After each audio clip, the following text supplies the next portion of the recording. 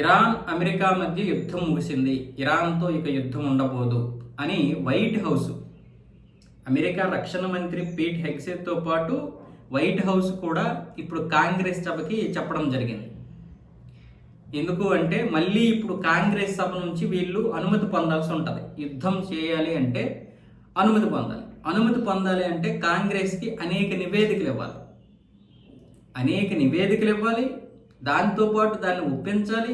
ఒప్పించకపోతే మళ్ళీ యుద్ధం చేయడం కుదరదు. ఎందుకు యుద్ధం చేయాలి, ఎందుకు కొనసాగించాలనుకుంటున్నారు, దీనివల్ల ఎంత నష్టము, అమెరికాకి నష్టం ఎంత, ప్రజలకు నష్టం ఎంత, ప్రపంచానికి నష్టం ఎంత, ఇవన్నీ కూడా కాంగ్రెస్ సభకి చెప్పాల్సి ఉంటుంది.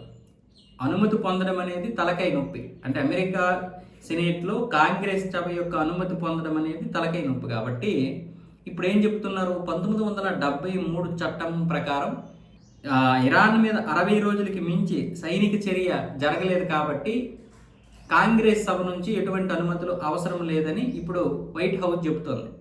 60 రోజులకు మించి సైనిక చర్య మేము జరపలేదు.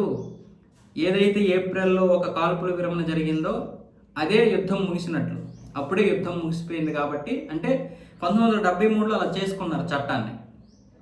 కాల్పుల విరమణ సమయంలోనే యుద్ధము అంటే 60 రోజులకి మించి చర్యలు జరగకుండా కాల్పుల విరమణ జరిగితే, 60 రోజులకి మించి యుద్ధం చేయకుండా కాల్పుల విరమణ జరిగితే కనుక అది ఒక ముగిసిపోయినటువంటి యుద్ధమే అన్న విధంగా ఆ రోజు చట్టం చేశారు. కాబట్టి ఇప్పుడు దాన్ని వాళ్ళు చెప్తున్నారు. ఇప్పుడు పీట్ హెగ్సేత్ అదే చెప్తున్నాడు, కాంగ్రెస్ సభలో కూడా అదే చెప్తున్నాడు.